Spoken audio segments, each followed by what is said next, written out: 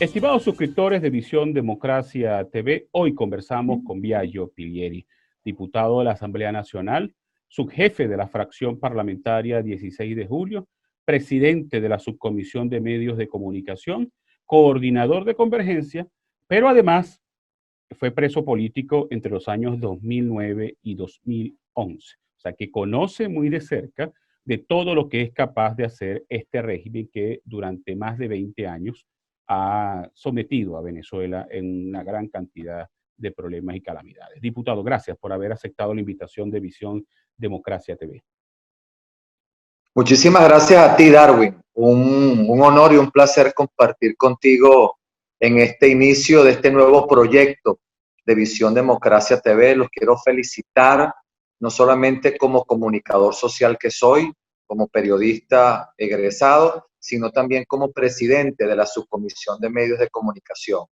Hoy toda iniciativa como Visión Democrática TV, todo programa como Análisis, el que tú conduces, es objeto de admiración, pero además de admiración, para nosotros es un motivo de inspiración, porque hoy día hacer periodismo, hoy día decirle al mundo lo que le está pasando a cada ciudadano venezolano, requiere primero de mucho coraje, de mucho valor, de mucho sentido ciudadano patriótico, y en eso, por supuesto, no dudo que lo hay. Quiero saludar a mi hermano José Luis Pirela, que está también en este proyecto Génesis de la comunicación, y desearles muchísimo éxito a todos ustedes.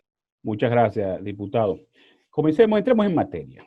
Hoy este programa fue grabado el día viernes a las 6 de la tarde, hora de Venezuela. Y este día viernes el reporte también indica que hubo protestas en varias zonas del país. Desde hace varios días, la conflictividad social en Venezuela ha ido incrementándose. Y me llamó mucho la atención que todo comenzara o se reiniciara, no es que comenzara, se reiniciaran las protestas en el estado de Yaracuy, de donde usted es parlamentario, además oriundo. Un estado que había sido poco conflictivo, pero además que era presumiblemente, se presumía que estaba controlado por el chavismo. ¿Qué está ocurriendo en Yaracuy? Que la gente se molestó, se cansó de esperar por soluciones a los problemas. Bueno, empezó por Yaracuy, entre otras cosas, y todos me lo preguntan. Yo estuve el pasado fin de semana en Caracas, en algunas actividades políticos partidistas y conversando con algunos sectores de la vida ciudadana del país. Y todos me preguntan, ¿por qué empezó en Yaracuy? Bueno, en Yaracuy empieza, pero continúa en el resto del país por algo muy sencillo, Darwin, porque la situación llegó a tocar fondo y han puesto a los yaracuyanos, al igual que a los venezolanos, a escoger de qué manera mueren, de qué manera no sobreviven más. Nos han puesto en la encrucijada de morirnos por el COVID o morirnos de hambre, morirnos por el virus o morirnos de no tener la cantidad suficiente de dinero para poder ni siquiera comprar los medicamentos para un tratamiento.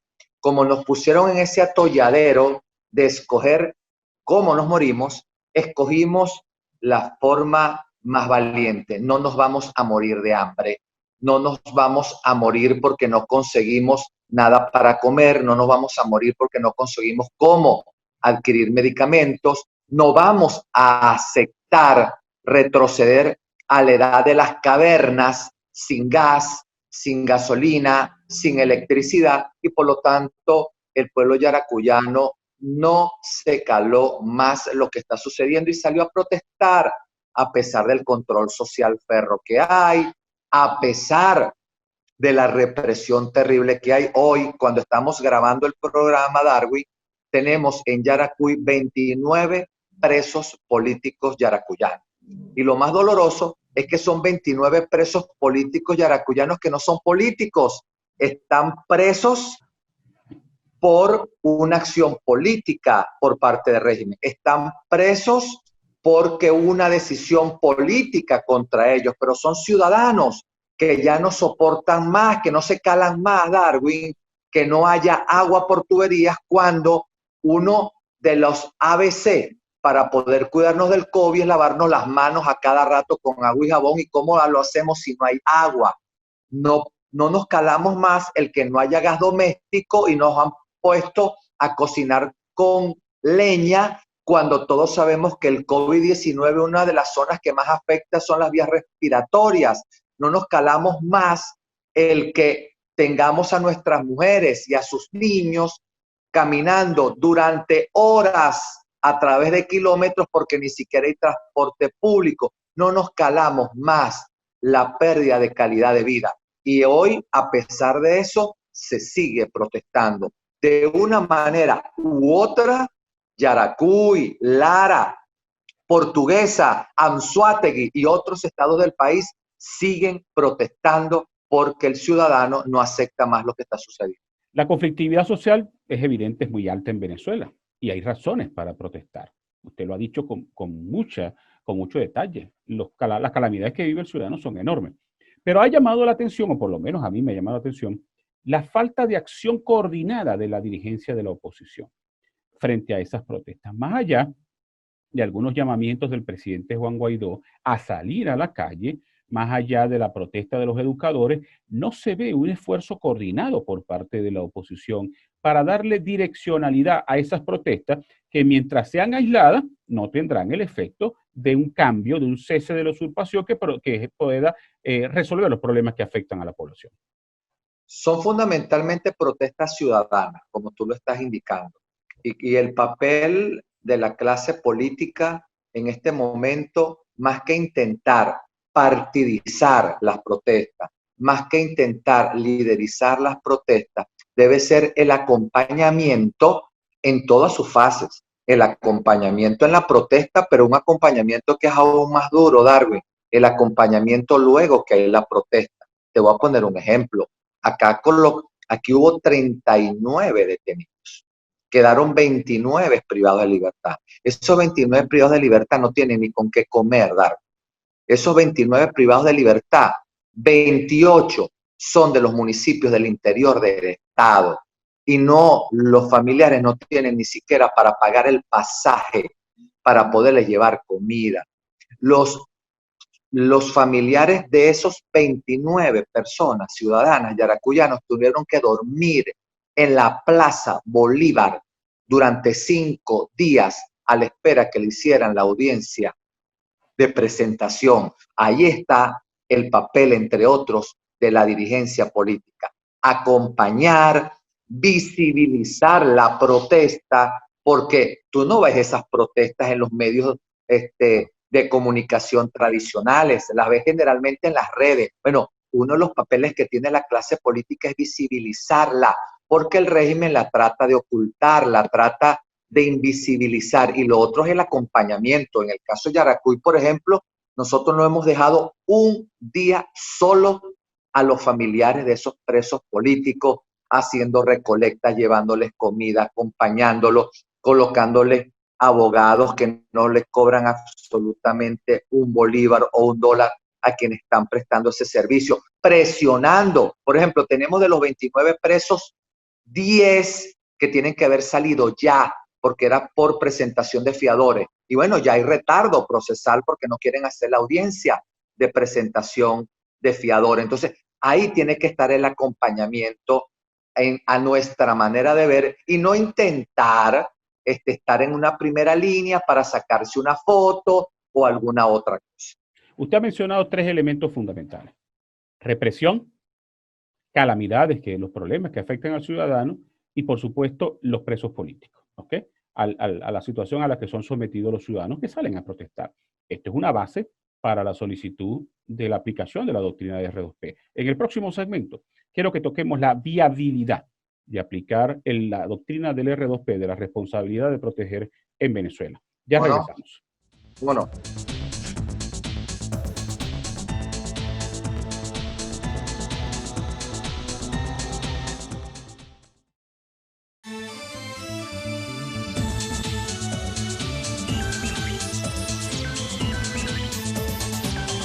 En el segmento anterior le dejaba una pregunta.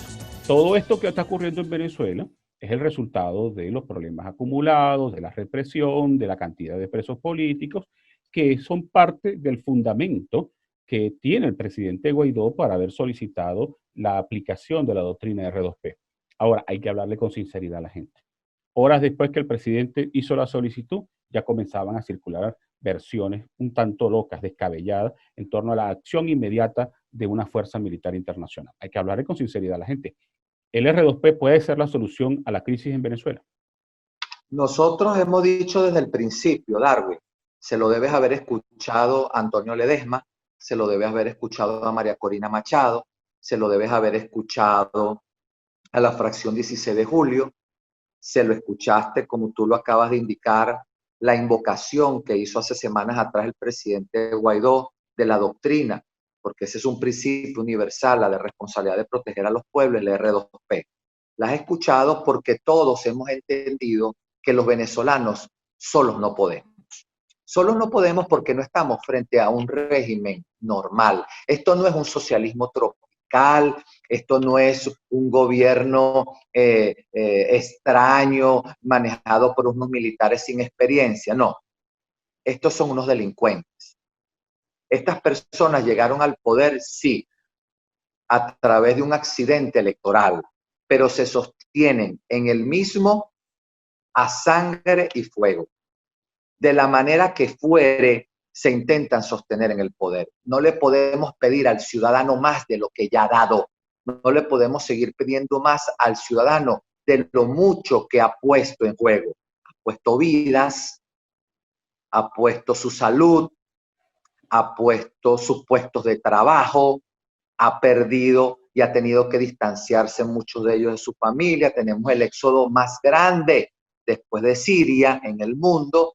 Por lo tanto, al entender que solos no podemos, necesitamos ayuda internacional.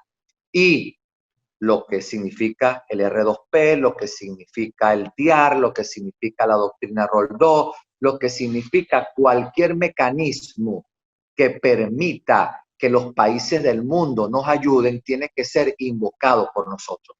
Por cierto, Darwin, eso de invasión o intervención militar es un invento del ejército cubano. Tú puedes leer y te invito a que lo hagas, y yo sé que lo has hecho porque tú eres un periodista acucioso. En ninguna parte, ni en las intervenciones de María Corina, de Antonio Ledesma, de la fracción del presidente Guaidó, nunca has oído la palabra intervención militar. Nunca has oído que estamos pidiendo marines. Estamos pidiendo presión, la presión internacional suficiente para lograr que el régimen se le quiebren las patas, entienda que tiene que salir del poder y permita una salida para que los venezolanos vuelvan a vivir en paz y puedan tener posibilidades de salir adelante. El R2P del cual tú preguntas inicialmente es un principio universal, y como principio universal invocado no necesita de ninguna manera que el Consejo de Seguridad de la Organización de las Naciones Unidas le dé el placer. Si le da el placer, será una acción multinacional, pero también un país o un par de países, entendiendo la situación de necesidad humana que nosotros estamos padeciendo, perfectamente pudiese, con el principio universal del R2P, actuar, pudiese elevar los niveles, pasar a un nivel mayor. Hasta ahora ha sido pronunciamientos, hasta ahora han sido sanciones individuales a personeros del régimen que le han hecho mucho daño a este país por violación de derechos humanos o por corrupción o por delitos como narcotráfico, etcétera, pero necesitamos ir más allá. Y eso es lo que hemos estado pidiendo desde hace un tiempo, y que en los más recientes tiempos lo ha solicitado el presidente Guaidó cuando lo invocó en su intervención ante una serie de países en la Asamblea de la ONU. Ajá, pero además de la solicitud del R2P, el presidente Guaidó en paralelo terminó de aprobar en la Asamblea Nacional el acuerdo político para la consulta popular. En lo personal, Darwin Chávez, no le veo sentido a la consulta popular. Ya se consultó al pueblo el 16 de julio del año 2017 y además hay una postura lógica. ¿Por qué insistir en esa consulta popular? La consulta popular del 2020 no se parece a la consulta popular del 2017. En el 2017, Maduro era presidente. En el 2020 no lo es un usurpador, es un tirano. En el 2017 no reconocía el mundo a otro presidente como se reconoce ahora el presidente Guaidó. En el 2017 no había la configuración de casi 60 países que no solamente no reconocen a Maduro, sino que reconocen otro gobierno. En el 2017 no había poderosas resoluciones como la de la misión, donde deja claro que este régimen es un violador de derechos humanos. En el 2020, la consulta popular, y esa pregunta es interesante y estoy seguro que en el transcurso de estas semanas seguirá aclarando mucho más, puede servir para varias cosas, Darwin. A nuestra manera de ver, Convergencia, que es parte de las organizaciones políticas que integran la Organización Demócrata Cristiana de América, la OPCA, nosotros vamos y ya estamos apoyando la consulta popular, entre otras cosas, por lo siguiente. Consideramos primero, la consulta popular significa una nueva presión interna para decirle al mundo, a la comunidad internacional, que se debe actuar y que deben elevar el nivel de acción hacia Venezuela. Ya eso lo pidió, sí, lo pidió María Corina, lo pidió Antonio Ledesma, lo pidió el presidente Guaidó, lo pidió la fracción 16 de julio, pero en esta oportunidad, en la consulta popular, en la pregunta número 1, lo está pidiendo el pueblo.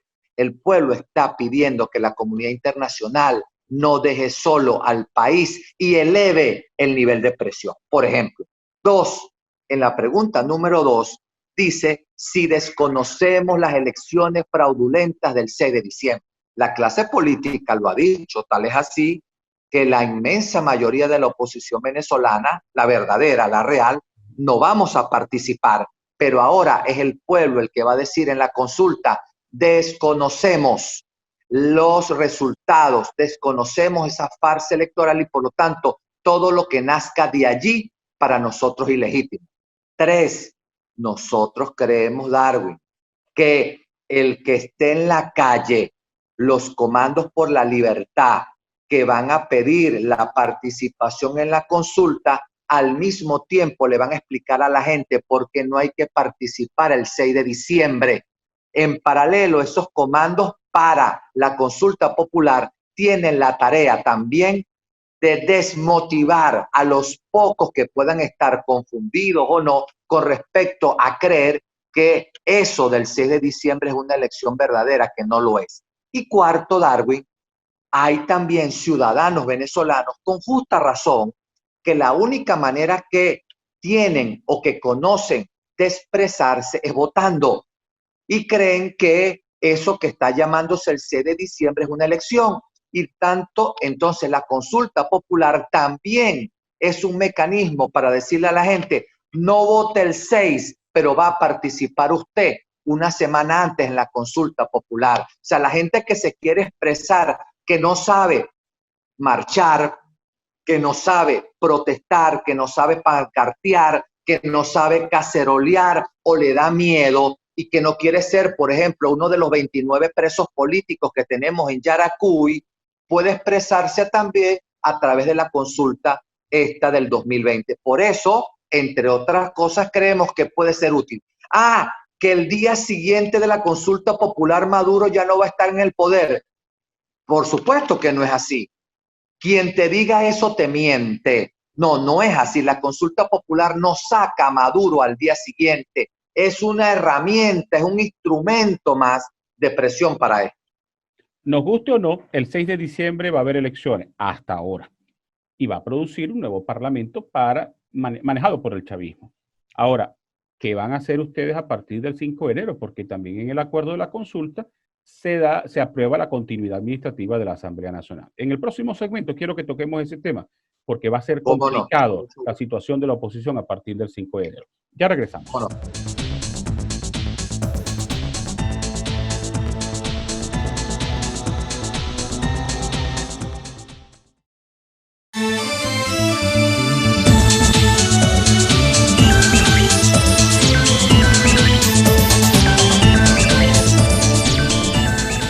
Diputado, el 6 de diciembre habrá proceso electoral por lo menos hasta ahora. Eso va a dar como resultado un parlamento controlado por el oficialismo por completo. El 5 de enero ellos van a pretender instalarse como parlamento, pero ustedes han aprobado la continuidad administrativa de la actual Asamblea Nacional. ¿Cuál es la estrategia a seguir? Porque además Maduro, en la Asamblea Nacional Constituyente, aprueba la ley antibloqueo que le da más facultades para controlar el país. Lo que se avecina para ustedes no es nada fácil. ¿Qué van a hacer ustedes en esa situación? Bueno, si tú me lo permites, te puedo comenzar con la última parte y vamos a la parte medular, que es el 5 de enero, ¿no? Hablaste de la ley antibloqueo, que primero no es ninguna ley. Primero porque la presentó Maduro. Maduro no es presidente, por lo tanto no tiene facultades para presentar. La ANC es ilegítima, los actos que de allí nacen no existen y además solo un ente legislativo es el que puede aprobar leyes y es la Asamblea Nacional. Es un instrumento, esa ley antibloqueo, para los panas y los cómplices del régimen, para empezar a robarse lo que falta robarse en el país, para privatizar lo que queda medio parado de las industrias del Estado y tratar de lavar el dinero. Si no, revisemos los artículos 34, 35 y 44 de lo que ellos llaman una ley, para que nos demos cuenta que allí lo que se pretende es sencillamente esconder el lavado de dinero. Por lo tanto, ese instrumento que dicen ellos es una ley, para nosotros no tiene valor ninguno. Con respecto al 5 de enero, obviamente, ¿cuál es la estrategia? No vamos a decir cuál es la estrategia, pero sí vamos a decirte cuál es nuestra posición. El 6 de enero no hay una elección. Como el 6 de enero no hay elección, la institucionalidad de la Asamblea Nacional continúa. ¿Hasta cuándo? Hasta que haya verdaderas elecciones libres, transparentes, reconocidas y justas al Parlamento.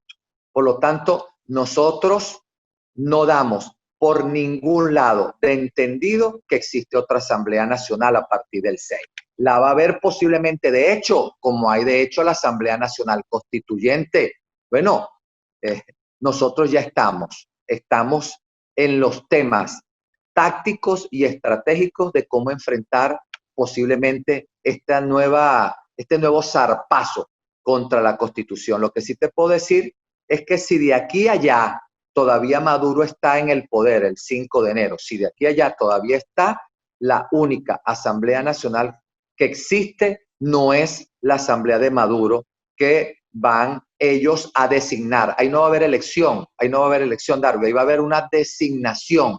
Ahí serán y que diputados lo que a ellos les dé la gana de designar como diputados. Ahí no va a haber elección ninguna. Por lo tanto, cuando nos acerquemos a la fecha, allí estarán claros los pasos que vamos a dar. Lo que sí te adelanto es que no se va a reconocer el 6 de diciembre y por lo tanto sus consecuencias, porque sencillamente habrá continuidad constitucional. Continuidad constitucional porque no hubo una elección que sustituya a la Asamblea Nacional vigente.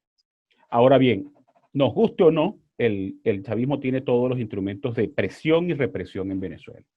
¿Qué van a hacer? Porque ustedes van a ser perseguidos, no les van a dejar legislar, no van a tener libertad, no van a tener paz en el marco de lo que el gobierno y el régimen pretende hacer después del 5 de enero.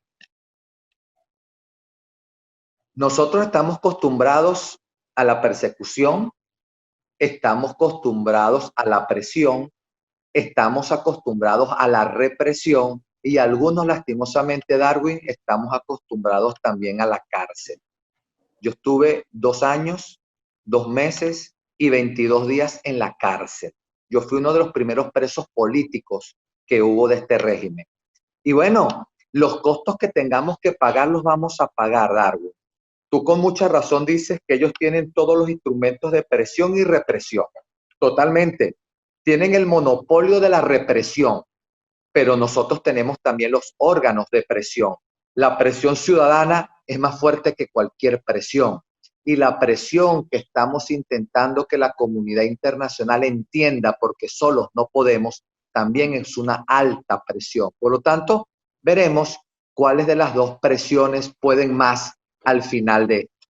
Aquí lo importante, Darwin, es salir de esto. Mira, los que estamos en esto, por lo menos algunos de los que estamos en esto, ni estamos aquí por un sueldo, ni estamos aquí por una chapa, ni estamos aquí por un cargo, y estamos dispuestos a seguir corriendo todos los riesgos que haya que correr con tal podamos salir de esta tragedia que significa Maduro y el régimen que está de cómplice. Epa, y no solo a nivel nacional, en los estados, en los municipios y en la parroquia hay mucho cómplice de este régimen que es no solamente violador de derechos humanos, sino un régimen opresor y un régimen que no le importa sino sostenerse en el poder de la manera que sea. Nos quedan 2 minutos de programa y no podía dejar de tocar con usted la situación de los medios de comunicación. Usted felicitó la iniciativa de Visión Democracia TV, que por supuesto es parte de es una consecuencia de la represión contra los medios de comunicación. Por supuesto, hace poco el medio Infobae publicó un informe donde hablaba de más de 40 medios de comunicación de portales digitales bloqueados en Venezuela. ¿Cuál es la situación que ustedes manejan en torno a la persecución que el régimen hace de los medios de comunicación y la libertad de expresión en Venezuela? La situación es terrible, Darwin. Yo soy el diputado con más años, diputado vigente, con más años en la Comisión de Medios de la Asamblea Nacional. La he presidido, por cierto, en algunas oportunidades. Y he sido el primero que denunció en la Asamblea pasada, por cierto, en la anterior, que era dominada por el oficialismo, fue el primero que denunció el tema de el monopolio del papel periódico. Recuerda el complejo Alfredo Maneiro, que se convirtió en el CLA, el de hoy, en el CLA del papel periódico. Denuncié el tema de la presión hacia las emisoras de radio, que denuncié la presión hacia las televisoras y luego la posterior compra extraña por capitales extraños de algunas televisoras del país. La situación es terrible. Estamos como uno de los países peor evaluados en el tema de represión hacia los trabajadores de medios de comunicación. Estamos entre los países peor evaluados entre los periodistas que han sido agredidos, maltratados, además retenidos y presos en toda Latinoamérica. Estamos en los peores estándares de censura y de autocensura de toda América. Por eso, cuando empecé, y no fue por un halago vano, ni un halago artificial, lo que te decía con respecto a Visión Democracia TV y con respecto a tu programa y esa iniciativa, es que de verdad hay que tener hoy demasiado coraje, demasiado guáramo, como decimos por acá, para poder estar frente a un medio de comunicación y decir la verdad. ¿Qué estamos haciendo? Denunciando. ¿A qué nivel pasamos? Bueno, ya nosotros no hacemos denuncia ni ante la Fiscalía, que por cierto es ilegítima, ni hacemos denuncia ante la Defensoría del Pueblo, que también es ilegítimo, no hacemos denuncia ante los cuerpos represivos porque ellos mismos fueron los que estuvieron contra periodistas y trabajadores de medios. Ahora la política en la Comisión de Medios de Comunicación es elevar esto a instancias internacionales. Y cada caso que es conocido por nosotros es documentado. Y cada caso documentado se eleva a todas las instancias internacionales. ¿Por qué, Darwin? Porque aquí algún día, y esperemos sea muy pronto, habrá justicia. Y todos los violadores de derechos humanos, todos esos que persiguieron periodistas, que golpearon periodistas, que robaron a periodistas, que encarcelaron periodistas, que cerraron medios de comunicación, que presionaron a periodistas para que cambiaran la línea editorial, que le bajaron la Santa María a medios impresos, a televisores y a radio, van a tener que pagar lo que hicieron, porque una cosa es la impunidad y otra cosa es la reconciliación. Aquí tiene que haber justicia y todos los que violaron el artículo 57 y 58 de la Constitución, donde se salvaguarda el derecho universal a la libertad de información, a la libertad de expresión, a la libertad de prensa, tendrán que asumir la responsabilidad de los actos que cometieron durante todos estos años.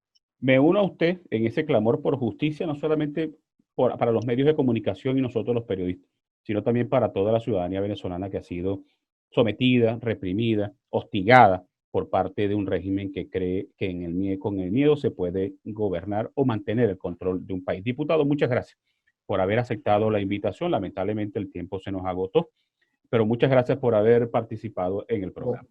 Muchísimas gracias a ti, Darwin. Felicitaciones nuevamente a Visión Democracia TV.